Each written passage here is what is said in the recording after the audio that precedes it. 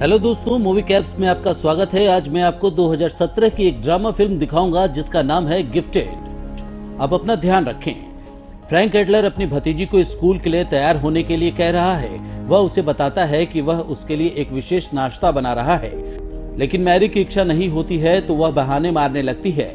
वो बहाने ऐसे मारती है कि उसकी बिल्ली का ख्याल कौन रखेगा। फिर फ्रैंक बोलता है कि मैरी की बिल्ली ठीक हो जाएगी। मैरी पूछती है अपने खास नाश्ते के बारे में जो कि फ्रैंक ने उसे बताया था कि वो उसके लिए खास बना रहा है। फ्रैंक उसके सामने एक डिब्बे में कैलॉग्स बनाता है और उसके लिए स्पेशल नोट लिख देता है। इसके बाद फ्रैंक उसे स्कूल की बस तक छोड़ने जाता है और वो मैरी के स्कूल का पहला दिन होता है। जब फ्रैंक मैरी को स्कूल से छोड़कर आता है तो उसकी पड़ोसी रोवोटा आती है और फ्रैंक को थोड़ा परेशान और चिंतित देखती है। फिर मैरी की टीचर बोनी उससे कुछ सवाल करती है जो थोड़े कठिन होते हैं। मैरी चुप रही है, लेकिन कुछ समय बाद सभी सवालों का जवाब दे देती है। वो उसकी टीचर बोनी सवालों को चेक करती है और वो देखती है कि जितने भी मैरी ने सवालों के जवाब दिए हैं वो सभी सही हैं। फिर उसकी प्रिंसिपल डाविस आती है और वो सभी बच्चों को उनकी पहली क्लास के लिए कुछ बातें बताती है। फिर फ्रैंक मैरी को स्कूल से लेने आता है। फिर वो लोग डे आउट के लिए बाहर जाते हैं, जहाँ मैरी शाम को बोलती है कि उसे वोट की शहर करनी है। फ्रैंक और मैरी अपने दिन को अच्छे से बिताते हैं। फ्रैंक ने मैरी से कहा कि उसकी मम्मी ने बोला है कि स्कूल में कुछ अच्छे दोस्त बनाओ। मैरी अगले दिन अपने बिल्ली को लेकर स्कूल जाती है और सबको बताती है कि उसके एक ही आंख है। तभी स्कूल के बच्चे सवाल करते हैं कि इसकी एक आंख क्यों है। तभी मैरी बोलती है कि जब वह उसे मिली थी तो वह उसी हालत में थी। उसके बाद उसकी टीचर मैरी को बड़े होते देखती है और नोटिस करती है कि मैरी अपनी क्लास के बच्चों से पहले होमवर्क कर लेती है। टीचर और मैरी का बॉन्ड क्लास में बहुत अच्छा होता है। फिर बॉनी फ्रैंक के बारे में गूगल पर डालती है और उसके बारे में जानना चाहती है, तो वह गूगल पर जानकारी देखती है तो उसे पता चलता है कि उसकी बहन डायना MIT प्रोफेसर है और बहुत समझदार है। फिर उसे पता लगता है कि जब डायना 27 साल की थी तो उसने मैरी को अपने भाई फ्रैंक के पास छोड़ दिया। बोनी फ्रैंक को एक बार में मिलती है जहां फ्रैंक उसके साथ घुल मिल जाता है। बोनी फ्रैंक से बोलती है कि उसे कुछ बात करनी है। जब वह बोलना शुरू करती है तो फ्रैंक उसकी बातों को नजरअंदाज करने लग जाता है और अपनी बात शुरू करने लगता है। फिर फ्रैंक उसे बताता है कि जब मैरी की माँ जब उसे छोड़कर चली गई थी तो मैरी उसे सोफे पर पड़ी मिली थी और जो डायना थी वो बाथरूम में पड़ी मिली थी।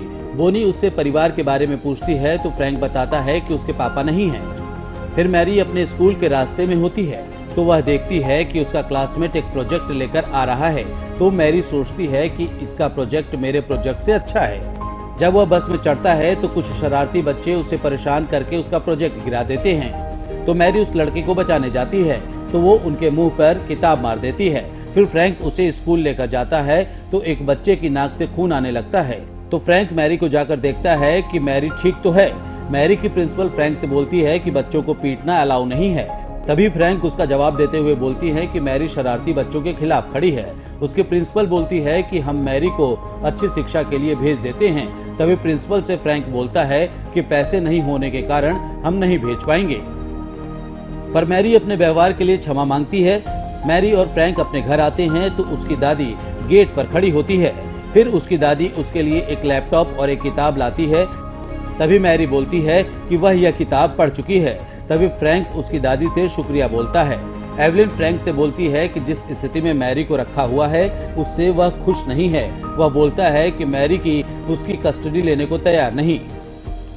एवलिन कहती है कि इस मामले को कोर्ट तक लेकर जाएंगे। फिर मैरी और फ्रैंक भगवान और भरोसे के बारे में पूछती है, जहाँ फ्रैंक मैरी को बोलता है कि वह गलत भी हो सकता है और सही भी। वह मैरी के विचारों को गलत नहीं कर सकता। वहीं मैरी रोवोटा का नाम लेती है तो फ्रैंक बोलता है कि रोवोटा मैरी से प्यार करती है। रोवोटा इस चीज को कोर्ट में आकर प्रूव कर देती है कि वह मैरी और फ्रैंक की केयर करती है। कोर्ट में यह साफ हो जाता है कि एवलिन मैरी की कस्टडी लेना चाहती है, लेकिन फ्रैंक चाहता है कि वो मैरी के साथ रहे। वहीं रोवोटा से पूछता है कि मैरी एक दिन के लिए क्या वह मेरे घर रह सकती है। रोवोटा कहती है कि वो उसकी रिलेटिव नहीं, लेकिन वो उससे प्यार करती है, इसलिए वो उसके घर रुक सकती है। मैरी और रोवोटा कमरे में मस्ती करते हैं। बोनी और फ्रैंक एक बार में मिलते हैं जहां वो शराब पीते हैं। फ्रैंक और बोनी एक कमरे में एक रात बिताते हैं। फिर मैरी फ्रैंक के कमरे में एक DVD ढूंढ रही होती है, जहां वह बोनी को कमरे से बाहर आते हुए देखती है। फ्रैंक बहुत गुस्से में होता है तो मैरी को डांट देता है, जिससे गुस्से में मैरी वहाँ से चली जाती है। तभी फ्रैंक आता है और उससे सॉरी बोलता है। फ्रैंक की पड़ोसी उसको ताने देती है उसके व्यवहार को लेकर। वहीं मैरी अपनी दादी से मिलने के लिए घर जाती है 2 दिन के लिए, जहां वह अपनी दादी के साथ पुरानी फोटो देखती है। पीछे से बोनी और फ्रैंक एक दूसरे के करीब आ जाते हैं। फिर एवलिन मैरी को एक यूनिवर्सिटी लेकर जाती है, जहां मैरी दीवार पर कुछ लोगों की तस्वीर देखती है।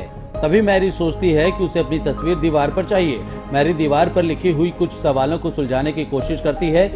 वहीं एक प्रोफेसर उसकी दादी से बोलता है कि मैरी वहां लिखे हुए सवालों के जवाब देने में असमर्थ है।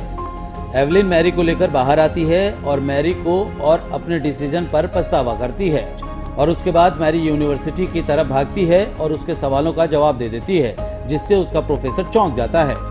फिर मैरी फ्रैंक के पास आती है और बोलती है कि उसे फ्रैंक के साथ नहीं रहना है, उसे एवलिन के साथ रहना है। एवलिन अच्छी है। एवलिन मैरी से वादा करती है कि मैरी को वो कहीं नहीं जाने देगा। मैरी फिर एक सोशल वर्कर के पास जाती है और उससे अपनी जिंदगी के बारे में कुछ सवाल करती है। फिर वो फ्रैंक के बारे में बताती है कि वो हमेशा उससे लड़ता हुआ देखती है, और वो कहती है कि फ्रैंक उसे नहीं पहचानता कि वो समझदार है।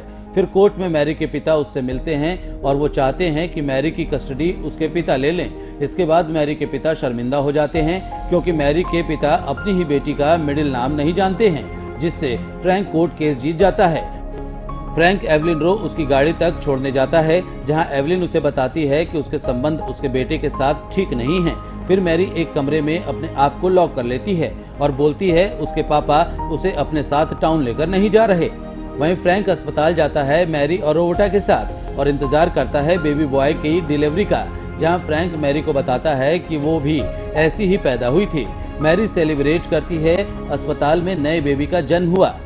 एवलिन कोर्ट में जांच करती है कि एवलिन की अटॉर्नी के बारे में कोर्ट में एवलिन और फ्रैंक की बहस हो जाती है।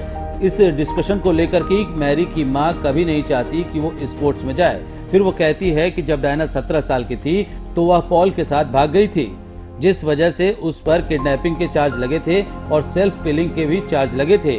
डायना कहती है कि उसने बहुत कोशिश की एक अच्छी मां बनने के लिए।